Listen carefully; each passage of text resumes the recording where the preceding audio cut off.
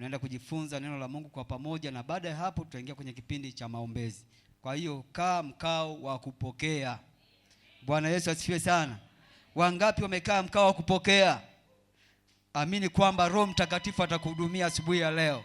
Amini kwamba leo utakutana na muujiza wako asubuhi ya leo. Amen. Basi wageni mjisikie vizuri. Hili ni kanisa zuri la TAG PLC, Petrin Revival Center. Tumemwona Mungu akitenda mambo makubwa, shuhuda zinajitangaza. Kwa hiyo kaa na wewe kwa mkao wa kupokea. Wewe ambaye ni mgeni utamuona Mungu. Nimepewa dakika chache za kusema na kanisa, na wakati huu fungua Biblia yako. Kwa wewe ambaye unaandika, kichwa cha somo kinasema zitambue hila na mitego ya adui katika maisha yako. Zitambue hila na mitego ya adui katika maisha yako. Bwana Yesu asifiwe. Fungua Biblia yako kitabu kile cha Isaya sura ya 24 mstari wa 17. Mwingine afungue Zaburi ya 91 mstari wa kwanza hadi ule wa 3. Kwa wale wasomaji tuende haraka kidogo.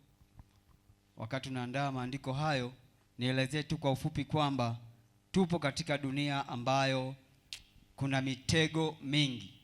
Na nini habari ya mitego? Na nini habari ya hila? Tunapozungumzia habari ya mitego, ni mikakati au ni mbinu ya kivita. Kwa hiyo unaiandika. Mitego ni mbinu ya kivita ambayo adui anaitumia kwa ajili ya kumnasa mtu wa Mungu, kwa ajili ya kumwangusha mtu wa Mungu, kwa ajili ya kumchelewesha mtu wa Mungu. Kwa hiyo shetani ameandaa mitego katika maeneo mbalimbali. Ameandaa mitego kwa ajili ya kukunasa wewe na mimi. Lakini hii mitego ameiandaa kama vile buibui ambavyo anatanda utando wake. Amezingira mitego za kila namna. Wengine wametegwa katika maeneo mbalimbali, wameshindwa kutoka.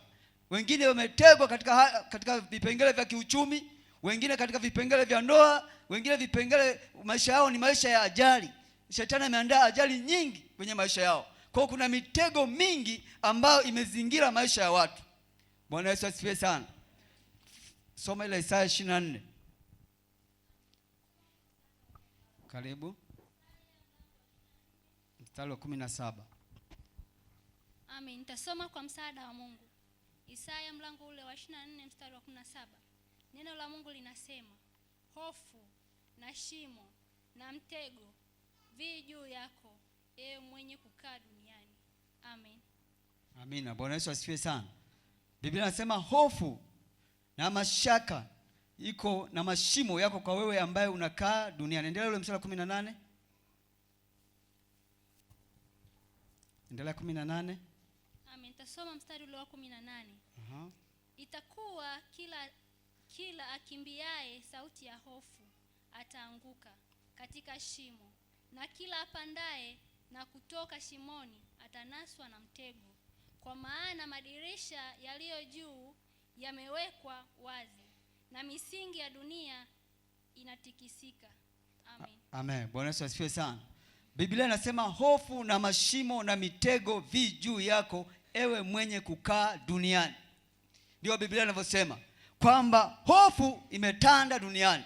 Unapopita kwenye shida mbalimbali au mapito mbalimbali, unahisi una hofu ndani ya moyo wako. Unahisi huna amani ndani ya moyo wako, kwa sababu Biblia inasema kwamba hofu na mashimo na mitego vi juu yako, ewe mwenye kukaa duniani. Bwana Yesu asifiwe sana. Tuko hapa tunakutana na mambo mengi ambayo yanatutoa katika uwepo wa Mungu. Hiyo ndio hofu ambayo inaelezwa. Hiyo ndio mashimo na mitego ya shetani ambayo imewekwa mbele yako. Ni namna gani unaweza kuivuka? Ni namna gani unaweza kuishinda? Mungu yupo pamoja nasi, lakini haizuii shetani kututega mitego. Bwana Yesu asifiwe sana. Haizuii shetani kufanya kazi zake. Kwa hiyo unaweza kusema mimi nimeokoka, mitego hainihusu. Adui anamtafuta mtu mmoja tu aliyeokoka duniani. Wala hangaiki na mtu mwingine ambaye hajaokoka. Bwana Yesu asifiwe sana. Kwa sababu anajua huyu mtu anajua siri ya Mungu. Huyu mtu anajua nini kusudi la Mungu kwenye maisha yake. Kwa hiyo anafanya vita naye. Bwana Yesu asifiwe sana. Kwa hiyo anapambana na huyu mtu ambaye ametoka mikononi mwa shetani, ameingia katika mikono ya Mungu. Kwa hiyo usiku na mchana anapambana na huyu mtu. Haleluya kanisa. Kwa hiyo atatega mitego mingi. Wakati mwingine uchumi wako utakamatwa. Kila unachokifanya, kila unachopanda hauvuni, kwa sababu shetani ameweka mtego wake kwenye uchumi wako. Wakati mwingine shetani ameweka mtego wake kwenye ndoa yako. Ndoa yako haina amani. Ni kweli unaomba, lakini bado amani haipatikani ndani ya nyumba yako, kwa sababu shetani ameweka mtego wake hapo. Bwana Yesu asifiwe sana. Wengine tuna watoto, unashangaa sasa, hivi watoto wangu mbona wako tofauti na watoto wengine? Kumbe shetani ameweka mitego yake kwa watoto. Watoto hawana adabu, watoto hawana utii, watoto hawasikilizi, watoto wakati mwingine wanafanya tu mambo yao, hawakutii wewe mzazi wao. Unapata jaribu. Kumbe ni mtego wa shetani ili akutoe katika uso wa Mungu. Bwana Yesu asifiwe sana. Na bila kujua unaweza kujikuta umeingia katika mahali ambapo hapampendezi Mungu, kwa sababu umeshaingia katika mtego wa shetani. Kwa hiyo Biblia inatuambia kwamba sisi ambao tunakaa duniani, mitego na mashimo viko juu yetu, lakini upo ushindi katika Kristo. Bwana Yesu asifiwe sana. Hebu tuangalie njia 5 ambazo shetani huwa anazitumia. Njia 5 ambazo shetani anazitumia kwa ajili ya kumnasa mtu. Njia 5. Njia ya kwanza, shetani anatumia ujinga. Samahani kutumia hilo neno la ujinga, kwa sababu unasema kuna neno Biblia inasema mpumbavu na mjinga. Lakini shetani anatumia mjinga. Mjinga hawezi kuelevuka, haelewi. Lakini mpumbavu anaelimika, si ndio? Kwa hiyo Biblia inasema mjinga. Kwa hiyo shetani anatumia ujinga ulioko katikati ya watu. Na huu ujinga unasababishwa na nini? Kutokuzijua siri za Mungu. Kutokuzijua nguvu za Mungu. Kutokujua uweza wa Mungu. Shetani anatumia hiyo gepu kuwakamata watu wa Mungu. Anatumia hiyo gepu kuwatesa watu wa Mungu, kwa sababu hawajitambui, kwa sababu hawajielewi. Kwa hiyo shetani anatumia huo mlango. Bwana Yesu asifiwe sana. Kwa sababu mjinga hajui ahadi za Mungu. Kuna ahadi nyingi kwenye Biblia. Bwana Yesu asifiwe sana. Ameahidi ahadi nyingi, lakini utazipataje kama hujazitafuta? Utazijuaje kama hujazitafuta hizo ahadi za Mungu? Kwa wale ambao wanasubiri tu neema, hawajui ahadi za Mungu ni nini kwao, shetani anawakamata kirahisi, kwa sababu hawajui kusudi la Mungu. Bwana Yesu asifiwe sana. Wewe ni nani? Lazima ufike mahali pa kujitambua wewe ni nani. Ukifika hapo mahali pa kujitambua wewe ni nani, utamuona Mungu. Inawezekana umeokoka lakini ujitambue wewe ni nani. Bwana Yesu asifiwe sana. Kumbuka ule mfano wa yule mwana mpotevu. Ni mfano wa maisha ya mtu aliyeokoka. Mwana mpotevu alikuwa kwa baba yake, ambako kulikuwa kuna kila kitu. Biblia inasema kulikuwa kuna mali nyingi, lakini aliamua kuchukua urithi wake mapema kabla ya wakati, ili akaitumia ile urithi wake ambao angepewa na baba yake. Bwana Yesu asifiwe sana. Lakini alipochukua ule urithi akaenda huku na kule kutapanya kwa anasa. Biblia inasema kutapanya kwa anasa. Ile mali aliyoipata akaitapanya kwa anasa. Lakini baada ya muda ile mali ilikwisha. Biblia inasema akafika mahali pa kuzingatia moyoni. Haleluya. Hapo ndipo penye kutambua, kujitambua. Hapo ndipo ujinga unaondoka. Alifika mahali pa kuzingatia moyoni, kwamba watumishi wa baba yangu wanakula na kusaza, lakini mimi niko hapa ninakula na nguruwe. Ninaishi maisha mabaya, nalala mahali pachafu, lakini kule watumishi wa baba yangu ambao ni watumishi tu wanakula na kusaza, wanalala pazuri. Au watumishi ambao sio watoto wa baba yangu. Akasema nitarudi. Bwana Yesu asifiwe sana. Nitarudi kwa baba yangu na kumwambia kwamba unifanye mmoja wa watumwa wako, si mtoto wako. Unifanye mmoja wa watumwa katika nyumba yako, lakini nilale pazuri, lakini nile vizuri. Huyu kijana ndivyo alivyofikiria. Bwana Yesu asifiwe sana. Baada ya kujitambua kwamba mimi ni nani, bora nikawe mtumwa kwa baba yangu. Bwana Yesu asifiwe sana. Kwa shetani anachofanya kutega mitego, lengo lake ni kukutoa kwenye nafasi. Mwambie jirani yako, kukutoa kwenye nafasi. Shetani anatega mitego ili kukutoa wewe kwenye nafasi ambayo Mungu amekuweka. Ndio maana Adamu na Eva pale bustanini walipoanguka, Mungu anashuka na uliza, Adamu uko wapi? Si kana kwamba Mungu alikuwa muone Adamu na Eva. Alikuwa anaona kuna nafasi ambao walisogea. Kuna mahali ambapo walifika, Mungu hajaweka hapo, wamekaa mahali ambapo sipo kwao. Bwana Yesu asifiwe sana. Kwa hiyo Mungu anauliza, Adamu uko wapi? Adamu uko wapi? Kwa sababu ameondoka kwenye nafasi ile Mungu alomweka. Bwana Yesu asifiwe sana.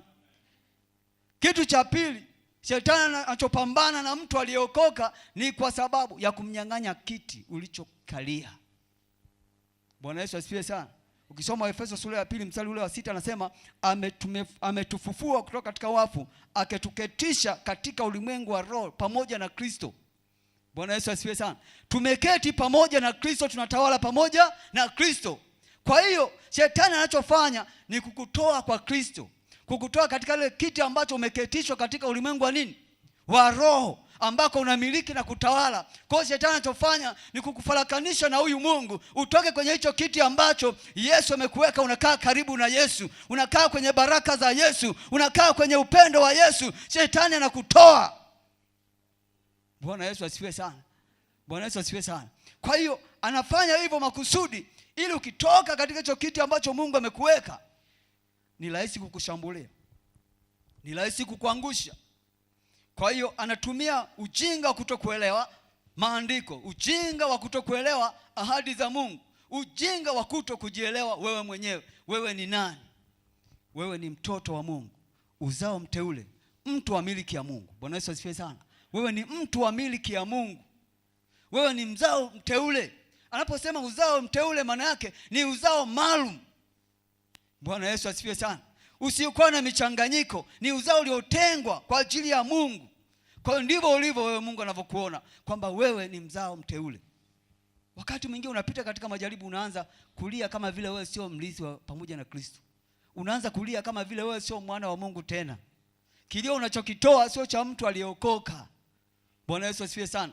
Maneno unayotoa sio ya mtu aliyeokoka, kwa sababu wewe tungetarajia wewe ni mtoto wa Mungu, ungesema Bwana, neema ya Mungu inanitosha. Ungesema kama Ayubu kwamba ninajua Mungu yupo katika haya mapito. Lakini umefika mahali ambapo umekata tamaa kwa sababu umeshindwa kujielewa wewe ni nani. Bwana Yesu asifiwe sana. Na mti wenye matunda, Waswahili wanasema ndio unaopigwa mawe. Kwa hiyo shetani hapigi mawe ovyo ovyo, miti ni ile yenye matunda. Jambo la pili, niende haraka kidogo, ni hofu. Shetani anaitumia hofu kama mtego kwa ajili ya kumwangusha mtu wa Mungu. Anaiachilia hofu ndani ya maisha yako. Ukiangalia mambo yaliyoko mbele yako ndani ya mwaka huu, unazimia moyo. Unahisi kama kuna kitu kinapita ndani yako. Unahisi kama kuna kupanga unapita wenye makali ndani yako. Ukiangalia utavukaji. Ukiangalia hali ya ugonjwa ulio nao, unakata tamaa. Unasema hivi, hata watu wenye kansa Yesu anawaponya. Kuna kitu kinapita ndani ya mwili wako kama upanga, kinakutoa katika uso wa Mungu. Unaingia na hofu. Bwana Yesu asifiwe. Na unapoingiwa na hofu, shetani anapata mlango wa kukushambulia. Wana wa Israeli wakati wanapambana na Goliath, Goliath aliamka asubuhi na mapema, alfajiri kila siku, akiwatukana wana wa Israeli na Mungu aliye hai. Wakatishiwa na ile sauti ya Goliath, kwa sababu ilikuwa ni mfano wa simba. Wakaingiwa na hofu kubwa. Hakuna hata mwanaume mmoja wa Israeli ambaye alisimama kwenda kupigana na Goliath, kwa sababu ndani yao, mioyo yao ilikuwa imekufa ganzi, kwa sababu wamepota na hofu kubwa. Kila mmoja na mashaka, ni nani akapambana na huyo Mfilisti? Bwana Yesu asifiwe sana. Kwa sababu ya hofu iliyokuwepo ndani yao. Hofu imetawala maisha yao. Kwa hiyo hofu inaondoa tumaini. Hofu inaondoa ujasiri, na hofu inaondoa nguvu. Mtu mwenye nguvu akipata hofu anakuwa dhaifu. Mtu mwenye ujasiri akipata hofu anapoteza tumaini. Bwana Yesu asifiwe sana. Bwana Yesu asifiwe sana. Kwa hiyo shetani anachofanya ni kukuletea roho ya hofu. Ugonjwa ulionao anakuletea roho ya hofu. shida ulionayo inakuletea roho ya hofu, ili uzidi kuwaza zaidi, ili uzidi kupotea zaidi. Kwa hiyo analeta roho ya hofu. Na jambo la tatu, anatumia ushawishi, njia ya ushawishi. Tunaona kwamba shetani siku zote anatumia njia ya ushawishi kumtoa mtu katika uwepo wa Bwana. Unaona mfano wa Samsoni na Delila. Delila ilikuwa ni mfano wa kutenda kwake shetani. Kwa hiyo Delila alimshawishi Samsoni atoe siri ya Mungu. Alimjia mara nyingi atoe siri ya Mungu. Alimbembeleza sana, Biblia inasema, ili atoe siri aliyokuwa nayo. Kwa hiyo shetani anashawishi kwa maneno, anashawishi kwa vitu. Adamu na Eva pale bustanini aliwaambia, angalieni tunda jinsi lilivyokuwa zuri. Mungu amesema eti msile tunda la mti wa katikati, kwa sababu mkila mtakuwa na maarifa kama jinsi Mungu alivyo. Kwa hiyo jaribuni mle tunda ili mtakuwa na maarifa. Biblia inasema tunda ile lilikuwa ni la kutamanisha. Nao wakatamani kula lile tunda kwa sababu ya vishawishi vya shetani. Kwa shetani siku zote anashawishi. Haleluya. Anatumia ushawishi kukutoa, haji kwa nguvu, anatumia ushawishi. Na kuishia hapo tu, hata Bwana Yesu mwenyewe alimshawishi. Wakati amefunga siku 40 kule mlimani, shetani akaja, kama wewe ni mwana wa Mungu, badilisha mawe haya yawe mkate. Badilisha mawe haya yawe mkate. Tena anakuja siku ya uhitaji. Anakuja siku ya uhitaji ambapo wewe una uhitaji. Anasema badilisha mawe haya yawe mkate. Ndivyo shetani anavyofanya. Lakini Yesu alimshinda shetani kwa sababu alizigundua mbinu na mitego ya shetani. Aligundua mbinu na mikakati ya shetani ya kumtoa katika lile kusudi la Mungu. Kwa hiyo vishawishi vya shetani havikuweza kufanikiwa, kwa sababu Yesu akamwambia kwamba mtu aishi kwa mkate tu. Bwana Yesu asifiwe sana. Yesu alikuwa amejaa neno. Kwa hiyo alimshinda shetani kwa sababu alikuwa amejaa neno ndani yake na alikuwa anazo nguvu, na alitambua huo mtego wa shetani, kwamba laiti kama Bwana Yesu angetengeneza mawe siku ile kwa sauti ya shetani, si angekuwa tayari amemsikiliza shetani? Bwana Yesu asifiwe sana. Angemwambia fanya na kingine, kwa sababu umeshasikiliza, umebadilisha mawe haya kuwa mkate na kupa na kazi nyingine. Kwa hiyo Yesu amekuja kufanya kazi ya kumsikiliza shetani duniani. Kwa hiyo akamwambia sitakubali, kwa sababu mimi mwenyewe ninaweza kutengeneza mkate, lakini kwa sauti yako sitatengeneza mkate, wala sitageuza mawe kuwa mkate, kwa sababu namjua Mungu aliye hai. Namjua Mungu aliye hai. Najua uweza nilio nao. Najua mamlaka nilio nayo. Najua uweza nilio nao. Ni kwa sababu hiyo nimekuja kuwachukua walio wanyonge. Ni lazima niwasaidie wawe na nguvu. Haleluya. Haleluya. Kwa hiyo kuna watu mpaka leo wanadanganywa na mikate. Mikate tu ya kula kidogo imekwisha. Na mikate ni mingi. Bwana Yesu asifiwe sana. Kuna mikate ya simu. Mikate iko mingi. Unadanganywa kwa vitu vidogo vidogo. Yaani simu ya wababa na wamama hapa, akisema baba mwachie mama mke wako simu hapa mpaka wiki nzima, ni kama ameacha bomu la nyuklia nyumbani. Yaani atakuja naomba simu leta, kwa sababu kule ndani sijui kuna nini. Yaani yaani hapaelewani kabisa. Jamani, tunaenda mbinguni. Watu wa Mungu, tunaenda mbinguni. Yaani akiacha simu ni kama kasahau nyuklia nyumbani. Kila mahali ni makomeo tu kule ndani. Makomeo kila mahali. Hiyo simu ya mpendwa, kumbuka, makomeo kila mahali. Mnaficha nini huko? Mungu atusaidie. Bwana Yesu asifiwe sana. Kwa nini usimwachie mke wako mwambie, mama watoto hii simu hii hapa ikae? Ndio kipimo cha wokovu. Wiki nzima soma message, pokea simu, naenda mbinguni. Sema amina, pigia Yesu makofi mengi. Haleluya, haleluya. Haleluya wana PLC, tunakwenda mbinguni. Simu sio tatizo. Mwambie mama, kagua kila mahali, hamna password. Wangapi wanaweza hiyo? Kumbe wapo. Jina la Bwana libarikiwe. Jina la Bwana libarikiwe. Na wewe ambaye huwezi, anza kesho, mwachie wiki nzima hii. Makomeo yatoe. Usiweke makufuli password kila mahali. Toa hizo password, mwachie. Amina. Nikupe mfano mmoja. Siku moja kuna mtu na mke wake walikuwa wamekaa hapo, wakala chakula. Kile chakula kikasadikia kilikuwa kina sumu. Sasa mwanamke akamwambia mume wake, naomba tutubu kila mmoja dhambi zake, maana hichi chakula tumekula kina sumu na tunaenda kufa suni.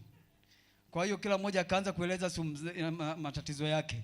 Baba akaeleza mambo yake yote, dhambi zake zote kwa mke wake. Akamaliza, mama nawe jieleze. Mama naye akaeleza magumu yake yote na dhambi zake za asili zote kwa mume wake.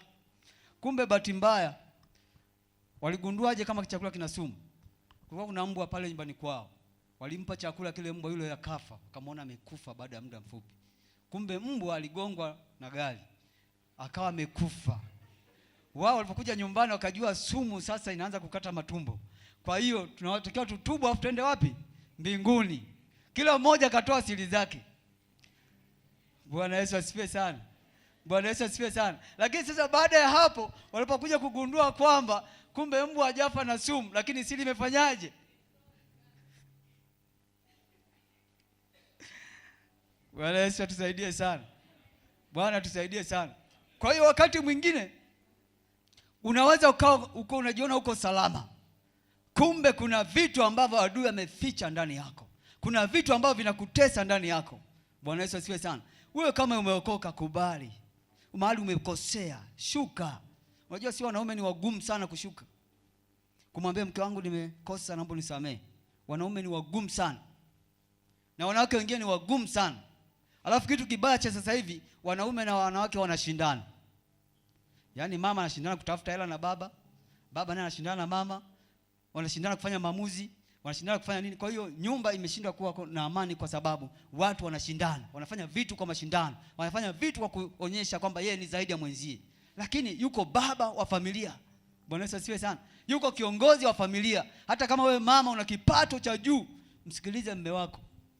Bwana Yesu asifiwe sana. Mtii mume wako. Mungu atakusaidia sana. Tuangalie kipengele kingine, ni vifungo. Shetani anawafunga watu kwenye vifungo. Vifungo vinaweza kuwa vifungo vya kifamilia, vinaweza kuwa ni vifungo vya ufahamu, vinaweza kuwa vifungo vya nafsi. Nafsi yako imefungwa, huoni furaha yoyote, huoni amani ndani ya moyo wako. Wakati mwingine umekosa kibali, una kifungo cha kukosa kibali. Kila jambo unalolifanya watu hawalikubali. Ukiongea mbele ya kikao watu wanaondoka kwa sababu una kifungo ndani yako. Tusome katika Timotheo wa pili sura ile ya 2 mstari wa 26. Vifungo. Kwa unaweza kuwa umeokoka, lakini ndani yako shetani anafunga vifungo. Unashangaa unapambana sana, lakini hautoki mpaka vile vifungo viachilie. Na vifungo vinadumu, na vifungo vinakaa ndani ya watu. Kuna vifungo vingine ni vya magonjwa. Kwa hiyo kinatoka uzao mpaka uzao. Kinatoka uzao mpaka uzao. Baba alikuwa na sukari, kikahamia kwa mtoto, mtoto kahamia kwa mjukuu, ni vifungo. Kuna familia nyingine watu hawaolewi kwa sababu ya vifungo. Na akiolewa akai. Bwana Yesu asifiwe sana. Hivyo ni vifungo vya shetani. Mwalimu Mwagama hapa alikuwa anafundisha asubuhi, kuna nyumba nyingine, kuna vijiji vingine hakuna mtu anayejenga nyumba ya bati. Kujenga nyumba ya bati unashushwa chini. Kuna watu wengine walali vitanda vizuri kama tunavyolalia sisi. Ukilala kwenye kitanda kizuri au ulali usiku kucha unakesha. Watu wamefungwa. Ukifika katika hilo eneo anga ni gumu. Hakuna hata mtu mmoja ambaye anaona kitu. Hata kama kuna rasilimali namna gani, watu wamefungwa fahamu. Ni vifungo. Bwana Yesu asifiwe sana. Vifungo. Kuna watu wengine familia nzima hakuna hata mtu mmoja amemaliza form 4 kwa sababu ya vifungo. Ukitaka kuinuka tu, ukifika darasa la 7 mara umeugua, mara macho hayaoni, mara nini, umeacha shule. Kama binti kapewa mimba, amerudi nyumbani, hasomi tena. Vifungo vinakamata, na shetani anatumia hiyo miungu ya kifamilia kukamata watu. Bwana Yesu asifiwe sana. Kukamata hatima ya watu, kukamata maisha ya watu. Unaweza kusoma hiyo kitabu cha Timotheo wa pili sura ya 2 mstari wa 26. Amen. Nitasoma kwa msaada wa Mungu. Karibu. Timotheo mlango ule wa 2 mstari wa 26. Neno la Mungu linasema, wapate tena fahamu zao. Wapate tena fahamu zao. na kutoka katika mtego wa ibilisi, na kutoka katika mtego wa ibilisi, ambao hao wametengwa naye, ambao hao wametengwa naye hata kuyafanya mapenzi yake, hata kuyafanya mapenzi yake. Amen. Kwa hiyo ni vifungo ambavyo watu wamefungwa. Kwa hiyo Paulo anasema kwamba wapate kutoka katika hizo mitego ya shetani na fahamu zao zikawarejee kwa upya, wakapate kutambua kwamba wao wako ndani ya kifungo. Bwana Yesu asifiwe sana. Jambo la 5, napokaribia kumaliza, shetani anatumia vishawishi, anatumia mashtaka. Anatumia mashtaka. Kwa hiyo shetani anatushtaki mbele za Mungu. Uwe umeokoka, haujaokoka, shetani ni mshtaki wako. Anasimama mbele za Mungu siku na mchana akitushtaki kwa mashtaka ya uongo, kwa mashtaka mengine yakoje, anapeleka mashtaka kwamba huyu mtu ni mtu wako kweli? Hebu angalia jinsi anavyofanya. Huyu mtu, hebu angalia jinsi anavyofanya. Huyu mtu ni wako kweli? Bwana Yesu asifiwe sana.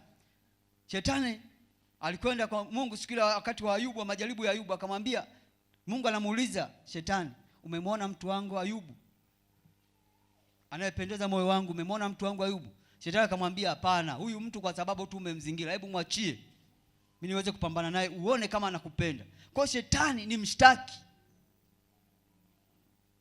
Kile ukifanya jambo anapeleka mbele za Mungu. Ukitoa sadaka anapeleka mbele za Mungu. Angalia jinsi anavyokutolea.